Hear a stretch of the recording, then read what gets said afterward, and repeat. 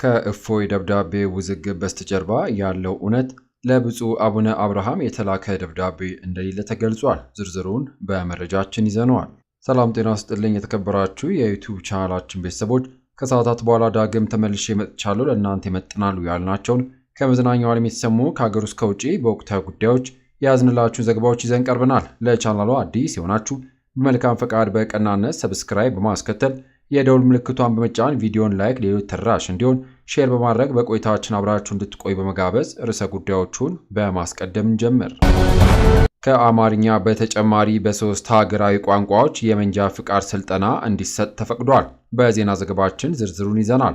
በሌላ መረጃ የፖፕ ፍራንሲስ ሕልፈተ ሕይወት ተከትሎ የተለያዩ የሐዘን መግለጫዎች ከሀገራት መሪዎች እየተሰጡ ይገኛሉ።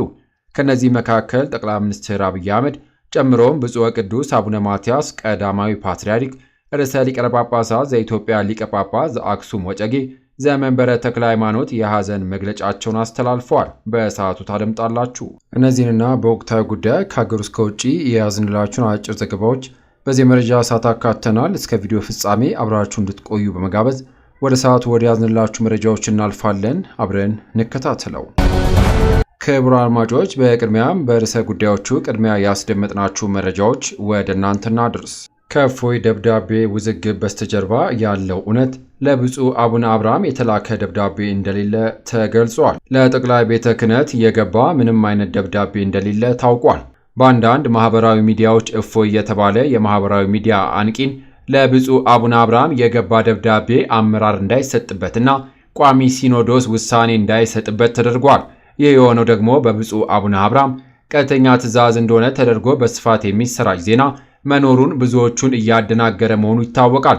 ይሁንና ወደ ቋሚ ሲኖዶስም ሆነ ወደ ብፁዕ አቡነ አብርሃም እፎይ የተባለ የማህበራዊ ሚዲያ አንቂን በተመለከተ በአካል ቀርቦ ምንም አይነት ማመልከቻ ያስገባ አካል አለመኖሩና በማህበራዊ ሚዲያ በዚህ ዙሪያ በብፁዕ አቡነ አብርሃምን መሰረት በማድረግ የሚተላለፈው ዘገባ ፍጹም ሐሰተኛና መሰረተ ቢስ መሆኑን እየጠቆምን እውነት የሌለውን መረጃ በማሰራጨት የብዙሃን አባቶች ስም ለማጥፋትና መልካም ስማቸውን ለማጠልሸት የሚደረገው ሙከራ ሁሉ ተቀባይነት የሌለውና ሐሰት ለሆነ ምዕመናት ሐሰተኛ መረጃ በማሰራጨት ሊያደናግሩ ከሚፈልጉ አካላት ራሳችሁ እንድትጠብቁ ለማሳሰብ እንወዳለን። ሚያዝያ 13 2017 ዓ.ም የኢትዮጵያ ኦርቶዶክስ ተዋሕዶ ቤተክርስቲያን መንበረ ፓትርያርክ ጠቅላይ ጽሕፈት ቤት አዲስ አበባ ኢትዮጵያ የተሰጠ መግለጫ። በሌላ መረጃ በሶስት ሀገራዊ ቋንቋዎች የመንጃ ፍቃድ ስልጠና ለመስጠት ተፈቀደ። በአፋን ኦሮሞ፣ ትግረኛና ሶማሊኛ ቋንቋዎች የመንጃ ፍቃድ ስልጠና እንዲሰጥ መፈቀዱን የአዲስ አበባ ከተማ አስተዳደር የአሽከርካሪና ተሽከርካሪ ፈቃድና ቁጥጥር ባለስልጣን አስታውቋል። ይሁንና ባለስልጣኑ በሪፎርም ሂደት ውስጥ እንደሚገኝና ለረጅም ጊዜ ሲጠየቁ የነበሩ በርካታ የተገልጋዮችን የመልካም አስተዳደር ጥያቄዎች እየፈታ እንደሚገኝም ገልጿል። ይሁን እንጂ ተቋሙ ከሚሰጣቸው በርካታ አገልግሎቶች ውስጥ አዲስ መንጃ ፍቃድ አገልግሎት አንዱ ሲሆን የእጩ አሽከርካሪዎች የንድፈ ሐሳብ ስልጠናና ፈተና በአማርኛ ቋንቋ ብቻ ሲሰጥ እንደነበርም ተጠቅሷል። በአፍ መፍቻ ቋንቋ በአማራጭነት ቢሰለጥኑና ቢፈተኑ የተሻለ ውጤት ሊያመጡ እንደሚችሉ ለረጅም ጊዜ ሲጠየቅ የነበረ የመልካም አስተዳደር ጥያቄ መሆኑንም የባለስልጣኑ መረጃ አመላክቷል።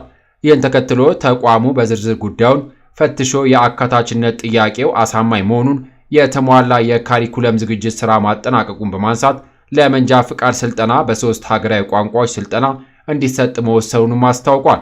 በዚህም ፍቃድ ከተሰጣቸው 137 ማሰልጠኛ ተቋማት ውስጥ ከአማርኛ በተጨማሪ በአፋን ኦሮሞ፣ ትግረኛና ሶማሊኛ ቋንቋዎች ለማሰልጠን ፈቃደኛ መሆናቸውም ተገልጿል። ስለሆነ ሞዴል ተቋማት ለሆኑ 12 ማሰልጠኛ ተቋማት ፈቃድ መስጠቱን ነው የጠቆመው። በሌላ በኩል እጩ አሽከርካሪዎች ከአማርኛ በተጨማሪ በቀረቡት የቋንቋ አማራጮች መሰልጠንና መፈተን እንደሚችሉም ባለስልጣኑ አስገንዝበዋል። በሌላ ዜና የፖፕ ፍራንሲስ ሕልፈተ ሕይወትን ተከትሎ የተለያዩ የሐዘን መግለጫዎች እየተሰጡ ይገኛሉ። ጠቅላይ ሚኒስትር አብይ አህመድ በሮማ ካቶሊካዊት ቤተክርስቲያን ርዕሰ ሊቃነ ጳጳስ ፍራንሲስ ሕልፈተ ሕይወት የተሰማቸውን ሐዘን ገልጸዋል። ብፁዕ ወቅዱስ አቡነ ማትያስ ቀዳማዊ ፓትርያርክ ርዕሰ ሊቃነ ጳጳሳት ዘኢትዮጵያ ሊቀ ጳጳስ ዘአክሱም ወዕጨጌ ዘመንበረ ተክለ ሃይማኖት የሮማ ካቶሊክ ቤተክርስቲያን መሪ በሆኑት በርዕሰ ሊቃነ ጳጳስ ፍራንሲስ ሕልፈት የተሰማቸውን ጥልቅ ሐዘን ገልጸዋል። ይሁንና ፓትርያርኩ ለመላው የሮማ ካቶሊካዊ መሪዎችና በመላው ዓለም ላሉ ምዕመናን እንዲሁም በኢትዮጵያ ላሉ ካቶሊካውያን በኢትዮጵያ ኦርቶዶክስ ተዋሕዶ ቤተክርስቲያን ስም ሐዘናቸውን ገልጸዋል። ከዚህም በተጨማሪ ፕሬዝዳንት ታዬ አጽቀሥላሴ በርዕሰ ሊቃነ ጳጳሱ ሕልፈት የተሰማቸውን ሐዘን ገልጸዋል። በመሆኑም ፕሬዝዳንት ታዬ በማኅበራዊ ትስስር ገጻቸው ባስተላለፉት የሐዘን መግለጫ መልእክት በርዕሰ ሊቃነ ጳጳሳት ፍራንሲስ ሕልፈት ጥልቅ ሐዘን ተሰምቶኛልም ብለዋል። ይሁን እንጂ ርዕሰ ሊቃነ ጳጳሳት ፍራንሲስ ለእምነት፣ ለሰብአዊነትና ለዓለም አቀፍ ሰላም ማገልገላቸውንም አውስተዋል። በሌላ መረጃ በተለያዩ ወንጀሎች ሲፈለግ የነበረው ግለሰብ በቁጥጥር ስር ውሏል። ከዚህ ቀደም በሕገወጥ የማዕድን ንግድ ላይ በመሳተፍ እንዲሁም በሕገወጥ የጦር መሳሪያ ንግድን በበላይነት ይመራ የነበረው ኃይለ ሊባኖስ ወልደ ሚካኤል ዛሬ ሚያዝያ 13 2017 ዓ.ም በቦሌ ዓለም አቀፍ አየር ማረፊያ ቁጥጥር ስር ውሏል። ግለሰቡ ከዚህ ቀደም ይፈለግበት ከነበረው ወንጀሎች በተጨማሪም ዛሬ ወደ ሀገር ውስጥ ሲገባ ፍቃድ የሌላቸውና ቁጥራቸው ብዙ የሆኑ የኮሚኒኬሽን መሳሪያዎችን በድብቅ ሊያስገባ ሲል በጥርጣሬ በተደረገ ፍተሻ በቁጥጥር ስር መዋሉን የመረጃ ምንጮቻችን አረጋግጠውልናል። በግለሰቡ ላይ ተጨማሪ መረጃዎችን በማሰባሰብ ወደ እናንተ የምናጋራችሁ ይሆናል። በማስከተል የፋሲካ በዓል ሰላማዊና የተረጋጋ እንደነበረ ፖሊስ ገልጿል። የአዲስ አበባ ፖሊስ ኮሚሽን ለኢትዮ ኤፍኤም እንዳስታወቀው መደበኛ ከሚባሉ ቀላል ስርቆቶች በስተቀር ከበዓሉ ጋር በተገናኘ ምንም ከባድ ወንጀል እንዳልተፈጸመም ገልጿል። የአዲስ አበባ ፖሊስ የሕዝብ ግንኙነት ዳይሬክተር ኮማንደር ማርቆስ ታደሰ ለኢትዮ ኤፍኤም እንደተናገሩት ጠጥቶ ማሽከርከር የበዓላት ወቅት ዋነኛ የአደጋ መንስኤ ነው። በመሆኑም ፖሊስ ኮሚሽኑ ባደረገው ጠንካራ ቁጥጥር 1072 ፍተሻዎች በማድረግ 33 አሽከርካሪዎች ከመጠን በላይ ጠጥተው ሲያሽከረክሩ ተይዘው በደንብ መተላለፍ ቅጣት ተላልፎባቸዋልም ብሏል። በተጨማሪም ኮማንደር ማርቆስ የተለያዩ የደንብ መተላለፍ የፈጸሙ ሌሎች 99 አሽከርካሪ በተጨማሪም ኮማንደር ማርቆስ የተለያዩ የደንብ መተላለፍ የፈጸሙ ሌሎች 99 አሽከርካሪዎች ላይ እርምጃ ተወስዷልም ብለዋል። 41 አሽከርካሪዎችን ደግሞ በምክር አልፈናቸዋል ሲሉም ገልጸዋል። በአዲስ አበባ በበዓሉ ዋዜማ በቦሌ ወረዳ 14 ገርጂ አካባቢ መንገድ በማቋረጥ ላይ የነበሩ እድሜያቸው 50 የሚሆኑ ሰው ተገኝተው ሕይወታቸው ማለፉን ከኮሚሽኑ ያገኘነው መረጃ ያመላክታል። በተመሳሳይ የትንሣኤ በዓል ከእሳትና መሰል አደጋዎች ተጠብቆ በሰላም ተከብሮ ማለፉን የእሳትና አደጋ ስጋት ሥራ አመራር ኮሚሽን አስታወቀ። ኮሚሽኑ እንዳስታወቀው በክርስትና እምነት ተከታዮች ዘንድ በታላቅ ድምቀት የሚከበረው የትንሣኤ በዓልና ዋዜማው ከአደጋ ክስተት ተጠብቆ በሰላም ተከብሮ አልፏልም ብሏል። ሆኖም በበዓሉ ዋዜማ በየካ ክፍለ ከተማ ፈረንሳይ ጉራራ የተባለ በሚጠራው አካባቢ በአንድ የምግብ ማብሰያ ክፍል ውስጥ ቀላል የእሳት አደጋ ማጋጠሙን የኮሚሽኑ የሕዝብ ግንኙነት ባለሙያ አቶ ንጋቱ ማሞ ተናግረዋል። ይሁንና የእሳትና አደጋ ስጋት ሥራ አመራር ኮሚሽን ከበዓሉ ቀናት አስቀድሞ በከተማው በተመረጡ ቦታዎች በቋሚነትና በተንቀሳቃሽ እንዲሁም በ11ዱም ክፍለ ከተሞች ለሚገኙ የማህበረሰብ ክፍሎች ሰፊ የግንዛቤ ማስጨበጥና የጥንቃቄ መልእክቶችን ሲያስተላልፍ መቆየቱንም አስታውቋል።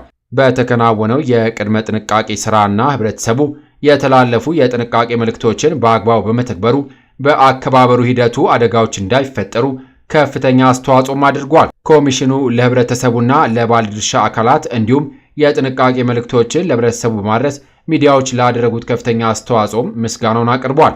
ህብረተሰቡ በበዓላት ሰሞን ሲያደርጓቸው የነበሩትን የጥንቃቄ ተግባራት በመደበኛ እንቅስቃሴ ወቅትም እንዲተገብረው ኮሚሽኑ አሳስቧል። ክቡራን አድማጮች ከሀገር ውስጥ ከውጭ ለሰዓቱ ብታደምጧቸው ብለን የመራርንላችሁ ዘገባዎች እነዚህን ይመስሉ ነበረ። ከሰዓታት በኋላ በሌሎች በአዳዲስ ዘገባዎች እስከምንገናኝ ለሌሎች ለአዲስ መረጃዎች ተጨማሪ ትሩዝ ኢትዮጵያ ሶሻል ሚዲያን ሰብስክራይብ በማድረግ ቤተሰብ እንድትሆኑ ጋብዞታለሁ። በያለንበት የዓለም ዳርቻ ቸር እንቆይ።